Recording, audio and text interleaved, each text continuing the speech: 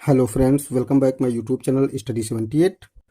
दोस्तों, हम लोग एनसीईआरटी सामाजिक विज्ञान कक्षा 10 से भूगोल का पहला लेसन संसाधन और विकास पढ़ रहे हैं। यह इस लेसन का तीसरा वीडियो है।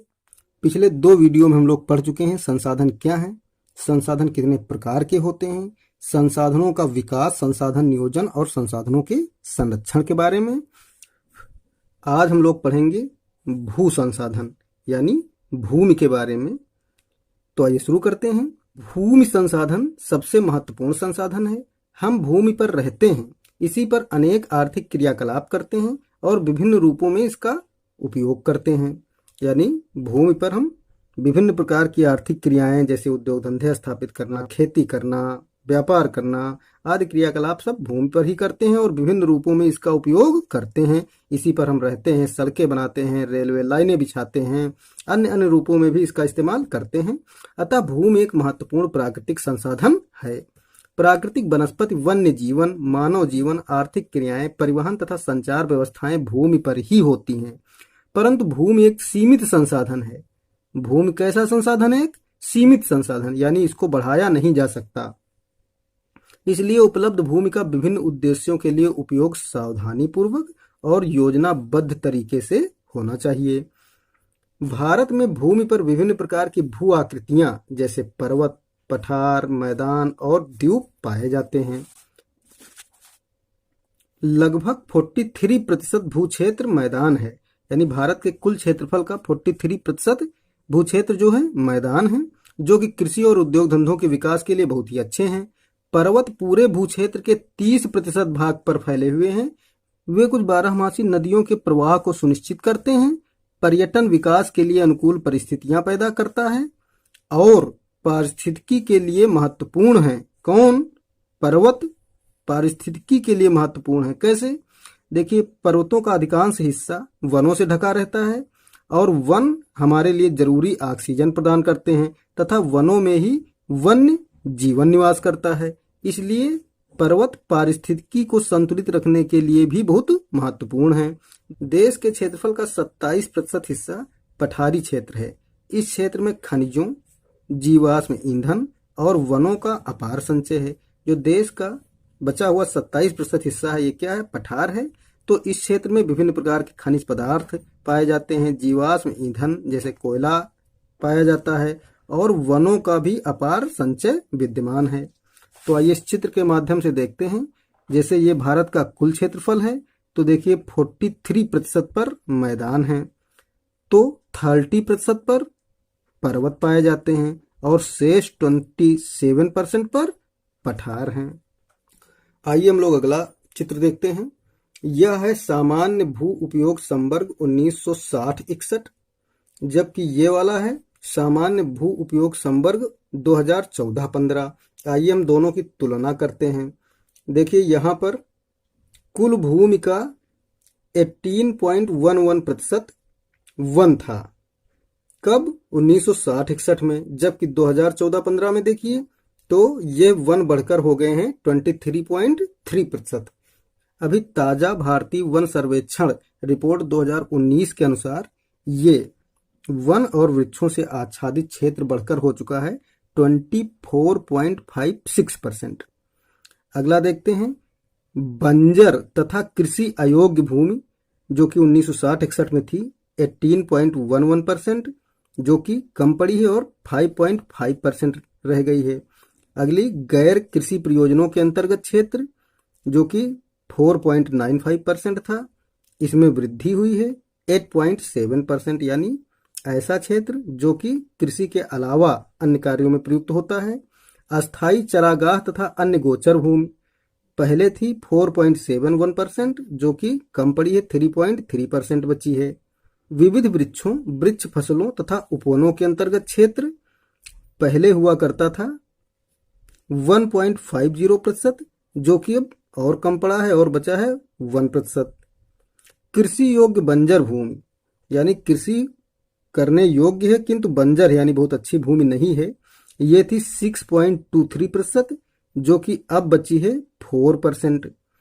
परती भूमि के अतिरिक्त अन्य पुरातन परती भूमि वो होती है जो कि अनुपजाऊ होने के कारण पड़ी हुई छोड़ दी जाती है, करीब साल भर के लिए या साल भर से कम समय के लिए उसमें फसलों की बुआई नहीं की जाती है।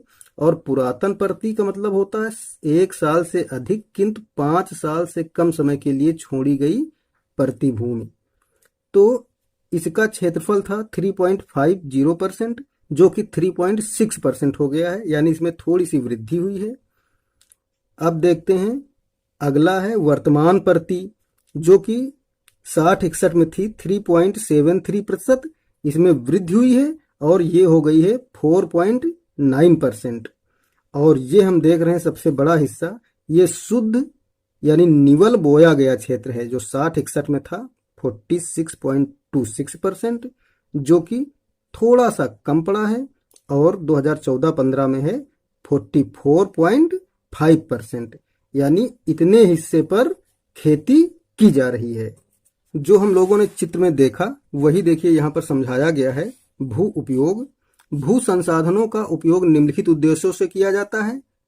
पहला तो है वन, जिस भूमि पर वन पाए जाते हैं। दूसरा है कृषि के लिए अनुपलब्ध भूमि, यानी ऐसी भूमि जो कृषि के लिए अनुपलब्ध है, उस पर खेती संभव नहीं है। जैसे कौन कौन सी? बंजर तथा कृषि अयोग्य भूमि, वह भूमि जो बंजर है यानी उसमें फसलें नहीं उग सकती हैं, और कृषि अयोग्य भूमि। दूसरी है गैर कृषि परियोजनों में लगाई गई भूमि, यानी गैर कृषि प्रयोजनों में अर्थात कृषि के अलावा अन्य कार्यों में लगी हुई भूमि, जैसे इमारतें बनी हुई हैं, सड़कें बनी हैं, उद्योग धंधे स्थापित हैं, नगर बसे हैं, गांव बसे हैं, आदि आदि कार्यों में लगाई गई भूमि। तीसरा भूमि उपयोग है परती भूमि के अतिरिक्त अन्य कृषि अयोग्य भूमि, यानी परती भूमि को छोड़कर जो अन्य भूमि कृषि अयोग्य है, जैसे अस्थायी चरागाहें, यानी जहां पर खेती नहीं होती है, केवल चराई का काम होता है, तथा अन्य गोचर भूमि, यानी अन्य पशुओं के चराने वाली जो भूमि है। दूसरा है विविध वृक्षों, वृक्ष फसलों तथा उपवनों के अधीन भूमि, यानी जिस पर वृक्ष हैं, विभिन्न वृक्ष फसलें यानी वृक्षों की फसलें ली जा रही हैं, तथा विभिन्न प्रकार के उपवन या बगीचे आदि लगे हुए हैं। ये भूमि शुद्ध बोए गए क्षेत्र में शामिल नहीं है। जो हम लोगों ने अभी चित्र में देखा, शुद्ध यानी निवल बोया गया क्षेत्र, उसमें यह भूमि भी शामिल नहीं है। तीसरा है कृषि योग्य बंजर भूमि, जहां 5 से अधिक वर्षों से खेती ना की गई हो। देखिए, बंजर भूमि उसको कहते हैं जहां 5 वर्षों से भी अधिक समय से खेती नहीं की जा रही है। चौथा भू उपयोग है परती भूमि। परती भूमि पहली तो वह जिसको हम कहते हैं वर्तमान परती, जहां एक कृषि वर्ष या उससे कम समय से खेती ना की गई हो, इसको पहले भी हम लोग समझ चुके हैं। और दूसरी है वर्तमान परती भूमि के अतिरिक्त अन्य परती भूमि या पुरातन परती इसको कहते हैं। यह कौन सी होती है? जहां 1 वर्ष से 5 वर्ष तक खेती ना की गई हो। पांचवा भू उपयोग है शुद्ध यानी निवल बोया गया क्षेत्र।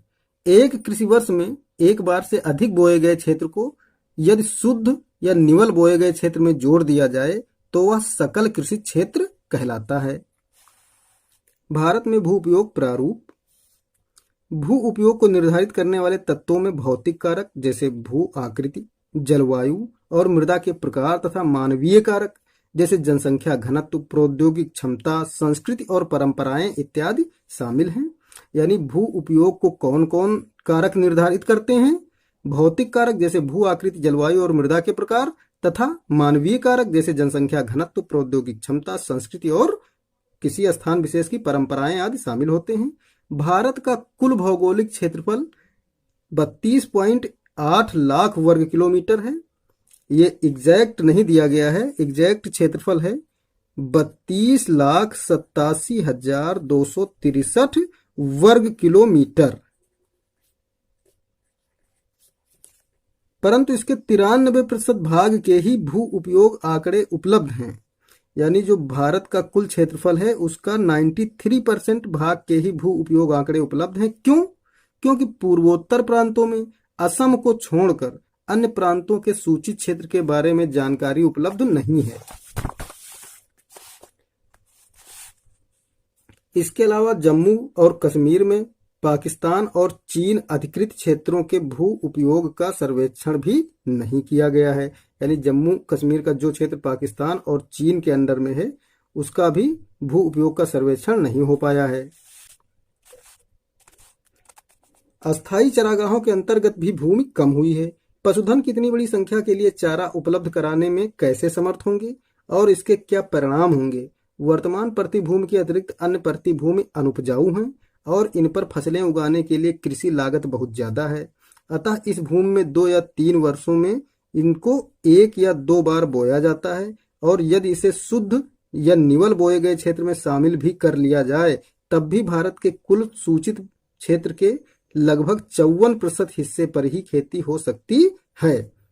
यानी कि यदि इस 45.5% जमीन में ये 3.6% जो प्रति भूमि के अतिरिक्त अन्य पुरातन प्रति है इसको भी जोड़ दिया जाए और ये प्रति भूमि जो है वर्तमान प्रति 4.9% इसको भी जोड़ दिया जाए, तब देखते हैं 9 6 15 5 20 5 2 7 3 10 4 14 और 4 1 5 यानी 54% से ज्यादा भूमि पर खेती करना संभव नहीं है। कब? जब शुद्ध या निवल भूमि में प्रति भूमि के अतिरिक्त अन्य पुरातन प्रति और वर्तमान प्रति को भी जोड़ दिया जाए तब। शुद्ध निवल बोए गए क्षेत्र का प्रतिशत भी विभिन्न राज्यों में भिन्न भिन्न है, यानी सभी राज्यों में समान मात्रा में खेती नहीं होती है। जैसे पंजाब और हरियाणा आप लोग जानते होंगे, यहाँ पर भारी पैमाने पर कृषि होती है। यहाँ भूमि के 80% क्षेत्रफल पर खेती की जाती है, परंतु अरुणाचल प्रदेश, मिजोरम, मणिपुर और अंडमान निकोबार द्वीप समूह में 10% से भी कम क्षेत्र बोया जाता है। यानी यहाँ पर 10% से भी कम जमीन पर खेती की जा रही है।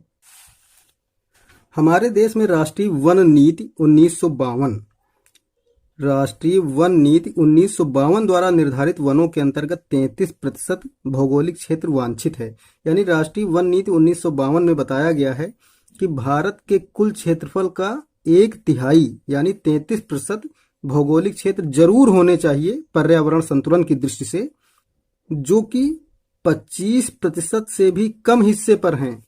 वन क्षेत्रों के आसपास रहने वाले लाखों लोगों की आजीविका इस पर निर्भर करती है। यानी जो वनों के आसपास लोग रहते हैं उनकी आजीविका भी वनों पर ही निर्भर करती है।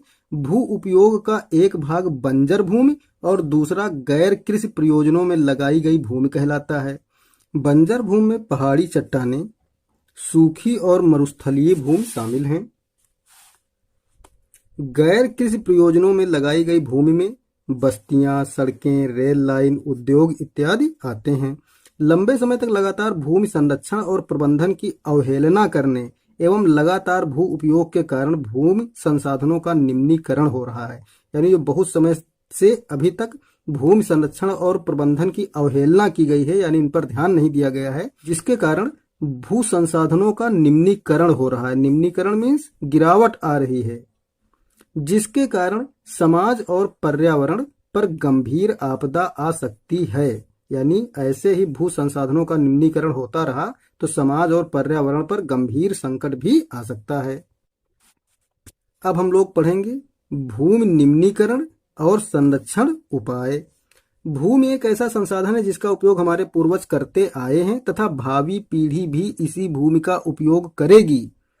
लेकिन आजकल लोग ये नहीं ध्यान दे रहे हैं कि आने वाली पीढ़ी के लिए भी भूमि को सुरक्षित रखना है। हम भोजन, मकान और कपड़े की अपनी मूल आवश्यकताओं का 95% भाग भूमि से ही प्राप्त करते हैं। मानव कार्यकलापों के कारण न केवल भूमि का निम्नीकरण हो रहा है, बल्कि भूमि को नुकसान पहुंचाने वाली प्राकृतिक ताकतों को भी बल मिल रहा है। इस समय भारत में लगभग 13 करोड़ हेक्टेयर भूमि निम्नीकृत है। वर्तमान में भारत की 13 करोड़ हेक्टेयर भूमि निम्नीकृत है, यानी खराब है। इसमें से लगभग 28% भूमि निम्नीकृत वनों के अंतर्गत है, 56% क्षेत्र जल अपर्दित है और शेष लवणीय और क्षारीय है। यानी जो 13 करोड़ हेक्टेयर भूमि निम्नीकृत है, इसकी 28% भूमि जो है वो वनों के अंतर्गत आती है। 56% क्यों निम्नीकृत है? यानी वो जल अपर्दित है, यानी जल के कारण उसमें कटाव होता रहता है। और शेष क्षेत्र लवणीय और क्षारीय है, यानी ये भी भूमि अच्छी नहीं है। कुछ मानव क्रियाओं जैसे वनोन्मूलन यानी वनों को नष्ट करना, अति पशुचारण, खनन ने भी भूमि निम्नीकरण में मुख्य भूमिका निभाई है। कैसे भाई खनन ने भूमि निम्नीकरण में मुख्य भूमिका निभाई है? खनन के उपरांत खदानों वाले स्थानों को गहरी खाइयों और मलबे के साथ खुला छोड़ दिया जाता है। यानी जहां पर खनिज पदार्थ निकलते हैं, जब वहां पर खनन किया जाता है यानी उनकी खुदाई की जाती है, तो बड़ी बड़ी खाइयों गड्ढों को मलबे के साथ खुला छोड़ दिया जाता है, जिससे वह भूमि कृषि कार्य के लिए उपयोगी नहीं रहती है, यानी किसी भी काम नहीं आ पाती है। खनन के कारण झारखंड, छत्तीसगढ़, मध्य प्रदेश और उड़ीसा जैसे राज्यों में वनोन्मूलन भूमि निम्नीकरण का कारण बना है। यानी जहां पर ज्यादा मात्रा में खनिज पदार्थ पाए गए हैं, वहां वनों को नष्ट करके खनन कार्य किया गया है, जिससे कि भूमि निम्नीकरण हुआ है। गुजरात, राजस्थान, मध्य प्रदेश और महाराष्ट्र में अति पशुचारण भूमि निम्नीकरण का कारण बना है। अत्यधिक पशुओं की चराई से क्या होता है कि पशुओं के खुरों से मिट्टी की ऊपरी परत खुद जाती है, जो कि बारिश में बह जाती है। पंजाब, हरियाणा और पश्चिमी उत्तर प्रदेश जैसे राज्यों में अधिक सिंचाई भूमि निम्नीकरण के लिए उत्तरदायी है। यानी इन राज्यों में सघन खेती बड़े पैमाने पर हो रही है, जिसमें एक वर्ष में कई कई फसलें ली जाती हैं और उनको ज्यादा से ज्यादा सींचना पड़ता है, जिसके कारण भी यहाँ भूमि में गिरावट आई है। अति सिंचन से उत्पन्न जलाक्रांतता भी भूमि निम्नीकरण के लिए उत्तरदायी है, जिससे मृदा में लवणीयता और क्षारीयता बढ़ जाती है। आप लोगों को मालूम होना चाहिए कि भारत की 67 लाख हेक्टेयर भूमि लवणीय एवं क्षारीय है, जो कि फसलों के लिए अच्छी नहीं है। खनिज प्रक्रियाएं जैसे सीमेंट उद्योग में चूना पत्थर को पीसना और मृदा बर्तन उद्योग में चूने यानी खड़िया मृदा और सेलखड़ी के प्रयोग से बहुत अधिक मात्रा में वायुमंडल में धूल विसर्जित होती है यानी उड़ती है, और जब इस धूल की परत भूमि पर गिरकर जमती है तो मृदा की जल सोखने की प्रक्रिया अवरुद्ध हो जाती है। पिछले कुछ वर्षों से देश के विभिन्न भागों में औद्योगिक जल निकास से बाहर आने वाला अपशिष्ट पदार्थ भूमि और जल प्रदूषण का मुख्य स्रोत है। यानी पिछले कुछ वर्षों में देखा गया है, जो बड़े बड़े उद्योग धंधों से प्रदूषित जल बाहर निकलता है, उससे क्या होता है, भूमि और जल प्रदूषण बहुत तेजी से हो रहा है। भूमि निम्नीकरण की समस्याओं को सुलझाने के कई तरीके हैं। आइए अब हम जानते हैं भूमि निम्नीकरण की समस्या से कैसे निजात पाई जा सकती है। तो वनारोपण और चरागाहों का उचित प्रबंधन इसमें कुछ हद तक मदद कर सकते हैं। यानी वृक्षारोपण अधिक से अधिक किया जाए और चरागाहों का उचित प्रबंधन किया जाए, जिससे कि भूमि निम्नीकरण में कुछ मदद मिल सकती है। पेड़ों की रक्षक मेखला यानी शेल्टर बेल्ट बनाकर, पशुचारण नियंत्रण करके और रेतीले टीलों को कांटेदार झाड़ियां लगाकर स्थिर बनाने की प्रक्रिया से भी भूमि कटाव की रोकथाम शुष्क क्षेत्रों में की जा सकती है। यानी पेड़ों की रक्षक मेखला बनाना, यानी जब लाइन से पेड़ लगा दिए जाते हैं तो इससे मिट्टी का कटाव कम होता है। पशुचारण को नियंत्रित किया जाए। और देखिए, मरुस्थलीय क्षेत्रों में रेतीले टीले बनते हैं जो कि लगातार आगे बढ़ते रहते हैं और उपजाऊ भूमि पर भी आ जाते हैं, जिससे कि भूमि को खराब कर देते हैं। तो कटीली झाड़ियां लगाकर इन रेतीले टीलों को अपने स्थान पर रोका जा सकता है। भूमि कटाव की रोकथाम शुष्क क्षेत्रों में इस प्रक्रिया द्वारा की जा सकती है। बंजर भूमि के उचित प्रबंधन द्वारा, खनन नियंत्रण और औद्योगिक जल को परिष्करण के पश्चात विसर्जित करके, यानी औद्योगिक जल को कैसे विसर्जित किया जाए, पहले उसका शुद्धिकरण किया जाए, तब उसे विभिन्न जल स्रोतों या भूमि पर विसर्जित करके जल और भूमि प्रदूषण को कम किया जा सकता है। तो इस प्रकार आज का वीडियो हम यहीं पर समाप्त कर रहे हैं। अगले वीडियो में हम लोग पढ़ेंगे मृदा संसाधन के बारे में, उसमें मृदाओं का वर्गीकरण, भारत में कौन कौन सी प्रकार की मृदाएं पाई जाती हैं, उनकी क्या विशेषताएं हैं, आदि सब का अध्ययन हम अगले वीडियो में करेंगे। आपको यदि लेसन समझ में आया है तो हमारे वीडियो को लाइक करें। चैनल को यदि आपने अब तक सब्सक्राइब नहीं किया है तो उसे सब्सक्राइब कर लें।